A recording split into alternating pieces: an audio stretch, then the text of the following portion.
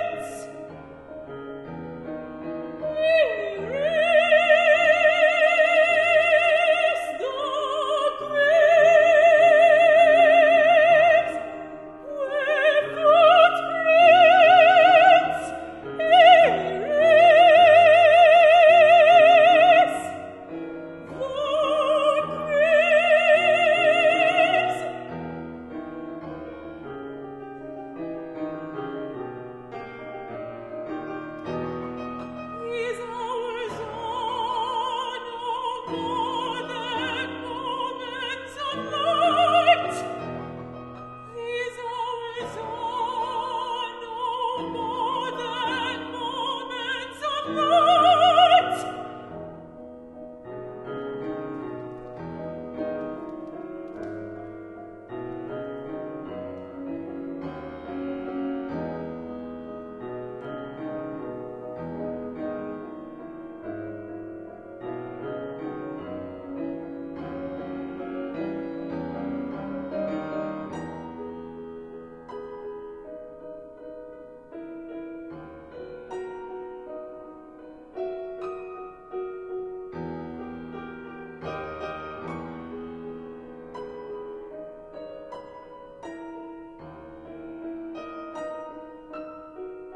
These hours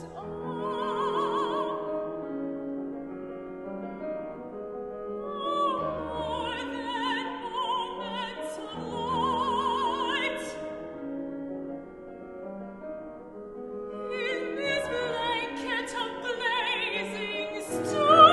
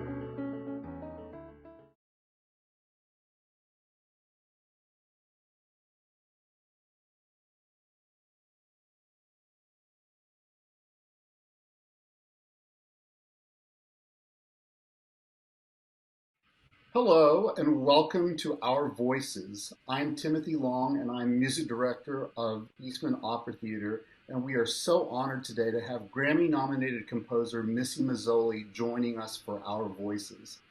She is the Mead Composer in Residence at the Chicago Symphony and has been described as Brooklyn's post-millennial Mozart. I love that quote. In 2016, along with the composer Ellen Reed, she founded the Luna Composition Lab, a mentorship program and support network for female identifying, non binary, and gender non conforming composers aged 13 to 19. Also, a TV and film composer, she recently wrote and performed music for the Amazon TV show Mozart in the Jungle, which I loved. The New York Times said of her 2012 piece, Song from the Uproar, that in the electric surge of Miss Mazzoli's score, you felt the joy, risk, and limitless potential of free spirits unbound. So, Missy, welcome. Thank you so much for being with us for this project. Thank you for having me. You're welcome. We're thrilled. I mean, I'm telling you all this stuff that you've lived, but of course, you are one of our most esteemed composers in vocal music, really in the world right now, and that must be an incredible feeling. But maybe you don't even experience it. Maybe we experience it more than you do. Uh, Yeah, thank you. I mean, that's huge. Yeah, I really feel like I found my artistic home in opera, and I still write lots of different other kinds of music. I'm working on a concerto right now. I'm working on a percussion quartet, um, a lot of electronic stuff now that we're sort of in COVID. But yeah, opera, I really have found so much opportunity for expression and storytelling and connection with other people and other sort of aspects of life and art. So it's been great. well, one of the hallmarks of your music is the extreme dramatic impact. And I'm wondering, were you ever an actor or a singer yourself, or is this just something that you found within yourself? No, I was never an actor and definitely never a singer. And I mean that's my like dark secret is that I cannot sing to save my life. But I no, I've always just thought of music in dramatic terms. I always just um music to me has this dramatic visual multimedia feeling to it. And I don't know if that comes out of just like watching a lot of MTV when I was a kid. I always say that, my interest in opera really came out of my interest in music videos and just from like being a kid and watching MTV like forever, hours and hours every day. Um, and so I've always felt this sort of that the music is drama. Is inherently, I personally, it's a very personal thing, but I attach drama and storytelling to music all the time. Um, and so the move, and not every composer does that. Not everyone thinks of music that way, but like I do. And so the move to opera really made a lot of sense. The other thing that I love about your music is that you're not afraid of simplicity, and I find a lot of young composers are afraid of that. Um, but I mean, I think you find true art in simplicity, simplicity that communicates volumes of information and emotion. Can you tell us who or what has inspired you to be a composer? Sure. I mean, my early influences were Meredith Monk. I mean, she continues to be my main influence. Even though my music is very different from hers, I think just it was discovering her music was for me discovering this expansive palette of sounds and really she challenges the idea of what a composer is and what a composer looks like and how a composer works. And I really love that. And then, people like certain people who you would call minimalists, John Adams, Philip Glass, um, even up through Bang all the composers in the Bang in a Can world, David Lang, Michael Gordon, Julia Wolf. I mean, these are people who had a very real impact on me when I first moved to New York, not just through their music, but through the way that they structured their lives as composers living in this modern world. I mean, the way that they, um, you know, were able to make a living and start their own organizations. And it was this combination of this do it yourself attitude of building your own ensembles and building your own structures and the ability to work within larger institutions. I think all of those composers I named do that really well. And so that was something that's the way that I like to work. A lot of my work happens within, by necessity, within these larger institutions. But I'm still always starting my own organizations. You mentioned Luna Lab, starting my own bands, ensembles, collaborations, and so the model for that really was the minimalists, and I guess what you would call post minimalist. I hate these labels, but Me too. just a sort of shorthand, that group of people, discovering that music was really profound for me. It's a real do-it-yourself kind of feeling, and you do have a band dedicated to your work, yes? I do, we're not as active now. I mean, now nothing's happening because we're all in lockdown. But when I started this group called Victoire in 2007, right after I moved to New York City, when I was 25, and it was this group dedicated to playing my own music. I wrote all the music for it. We toured the world. We played our first show in my living room in 2007, and we played one of our last shows in Carnegie Hall. So it really was this like amazing trajectory. But with all the focus on opera, that really takes over one's life. And so I haven't really had the opportunity to tour and to write music for that group as much as I used to. Did you grow up listening to classical music? Yes and no. I mean, I did not grow up in a musical family. I grew up in a small town in Pennsylvania, really far from, or it felt very far from any kind of cultural center. I mean, it's not that far from Philadelphia, but it felt very far from any sort of urban environment where there was like an orchestra or an opera company or anything. And uh, yeah, wait, what was the question? I feel like I'm missing the question. You grew up listening to classical No, music. listen to classical music. Yeah. So but I grew up playing piano. That's where I was going with this. So I started playing piano when I was 7 and loved playing piano. And I knew instantly that I was going to have to do something that revolved around music. But it So, was really just playing it. It wasn't that I was hearing classical music except on the radio. right. And you knew you wanted to go into classical music at an early age, or was it just a part of your life? Yeah, oh, I decided really early on, like when I was like 8 years old, that I was going to be a composer, just because I felt so attached to that music through playing it on the piano.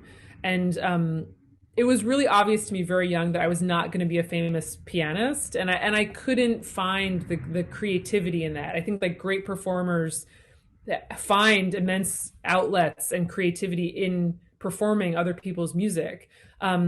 But I couldn't. I just wasn't good enough. I couldn't, I never really got there. Um, and I wanted to do something that would connect me to lots of different kinds of artists. I knew I needed a creative life. I needed to be in the arts somehow. And so composing allows you to connect with all different kinds of artists and collaborators. And so it really resonated with me early on that like that's what I wanted to do. I think before I even wrote music, I decided that I was going to be a composer. Incredible.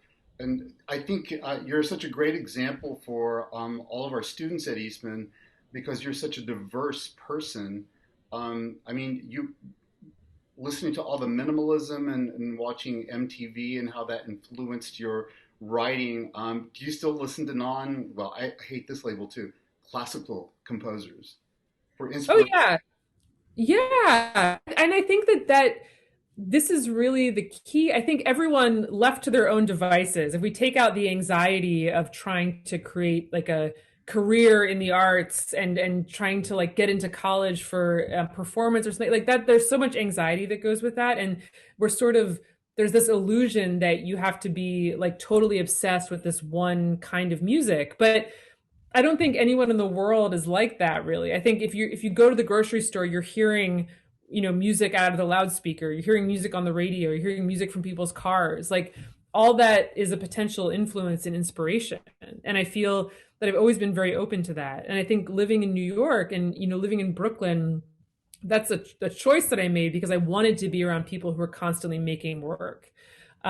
So I have friends who are in all different kinds of bands and all different kinds of weird creative expressions. And in non-COVID times, like I'm out all the time absorbing live music, whether that's like in someone's basement, like some weird sort of like synthesizer show, or like I live down the street from this like metal bar where there's like these metal bands that play, and it's awesome and it's super creative. And when you just listen to it musically without trying to label it, it's not that different from what I do. They're thinking about timbre and expression and extended techniques, and Like it's the same kind of creative expression. So I think it's all a tool. It's all you can take what you want from any kind of music, and you don't need to be a master of it to love it and to use it in your own creative work. I completely agree, and it's about not judging other styles really. Because often when I'm working on Beethoven with people, especially orchestras, I start noticing the minimalistic aspects of the that harmonic engine. You can just go for measures and measures with the same harmony, same rhythm almost, and then it shifts just a little bit. And it's fascinating to see it all connecting to the 21st century somehow. Um, Mhm. can you tell us, because I love this as well, was it 2016? Am I wrong when you became one of the first two female composers to be commissioned by the Met? Was Mhm. that 16? 2018. 2018.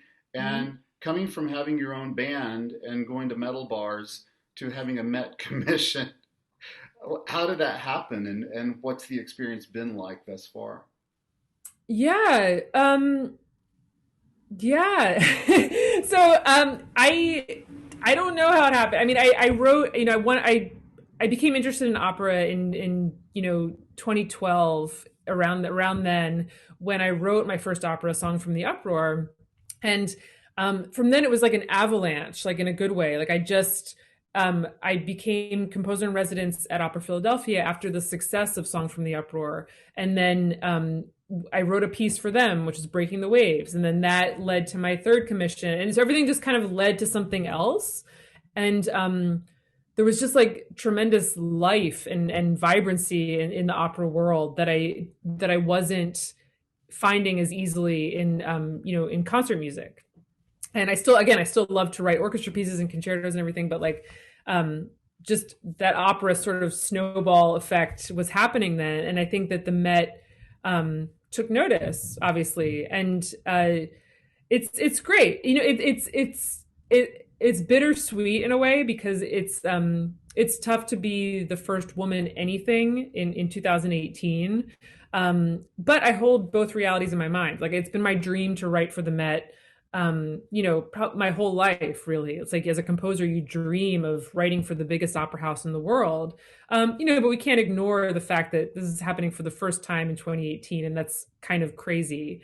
Um, so the way that I think about it is just that, I am honored to be one of the first women, along with Janine Tesori. We were both commissioned at the same time. But I cannot be the last. And my job as a composer, in addition to writing this piece for the Met, is to make sure that, more women are commissioned. And they're already doing that. So it's great. Well, I'm sure your composer's lab is going to help that quite a bit too, just to have Mhm. that prominence. You mentioned Song from the Uproar, and that is exactly what we are doing at Eastman Opera Theater. So, can you tell us a little bit about Song from the Uproar and how it came to be? Sure. I mean, this is like one of the wildest pieces I've ever written, and it's insane that it's my first opera. But Song from the Uproar is it's a 75-minute opera, and it's essentially a monodrama. So it's for one main mezzo soprano, and then there's a sort of Greek chorus of five other singers who sing from that character's point of view. And the opera is based on the life and writings of Isabel Eberhard, who was a Swiss woman who explored North Africa by herself in the very late 19th century and very early 20th century. She was born in 1877 in Geneva, and at a very young age, like 1920, traveled to Algeria and Morocco by herself, dressed as a man. So, she died very young. She died when she was 27 in 1904 in a flash flood in Algeria. And so the fragments that we have of her life are, fragments of 5 volumes of a journal, a bunch of short stories, an unfinished novel, and then various articles that she had written for newspapers. So it was intriguing to me that we literally have fragments of this woman's life, and at a time in the world where we seem to know everything about everybody in real time. It was intriguing to imagine a life that we only knew fragments of, and it gave me a lot of leeway as an artist to imagine what she was thinking, what she was going through, the way that she perceived the world. So, Song from the Uproar is essentially a sort of constructed kind of like a fever dream, or you could look at it as like her life flashing before her eyes at the moment of her death. Mhm. So the opera begins with this flood that kills her, and it ends with the flood that kills her. And in between are these significant moments in her life, but not even really told in chronological order. Just sort of these emotional explorations, and this very poetic, abstract text that's an extrapolation of her journals. And the text, I should say, was written by I wrote like 25% of it myself, and then it would when it became apparent that it was going to be this evening length work, I brought on Royce Vavrick, who has been my collaborator ever since. But this was our first work together. Lucky you. What a great collaboration that must be. Is it strange looking back on your first opera? I mean, because I assume you've evolved quite a bit. It's only been eight Yeah. years. Yes, it's weird. Like there, looking back, there's so many things I would have done differently, but I emotionally, I think there's something very honest about this work, and it took me 5 years to write, I should say, so it was not something. Everything in that piece is really considered. And it took me 5 years to write because I was essentially figuring out how to write for the voice and opera as I was writing it. And I was also working all these day jobs at the same time. So I was writing at night and writing on the weekends. And it just took me 5 years to write 75 minutes of music. So there was something really, it felt very hard won. It's like I really stand behind every note that I wrote in that piece. And I feel like it's exactly what I wanted to put out into the world at that time. But it's definitely a different version of me. I feel like every opera takes so long that you're like, I think I've like replaced all the cells in my body like with each piece. It's like it takes so long that you're really a different person at the end than you were in the beginning. Um, and so I just accept that every opera is its own little world, and every opera of mine sounds a little different because I'm obsessed with something different at the time when I'm writing it. Right, right. So, I mean, you're often working in professional companies throughout the world. What's your experience been like with our Eastman students? It's great. I love working with young people. I love working with artists who are just at the beginning of their artistic journey. And I just, selfishly, I love that like my writing could be a part of that journey and could like set them on a crazy path. Um, Towards like doing more contemporary work or becoming interested in Isabel Eberhard as a character.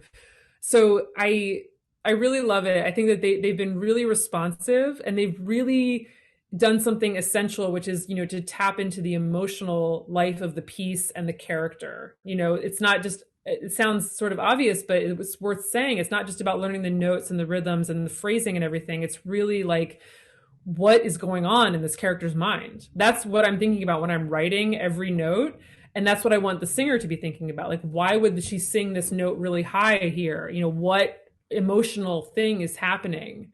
And you can tell when someone's singing that and there's nothing behind it. And I think all the Eastman Yes. singers really are taking the time, and to your credit too, they've been being trained to think about this stuff.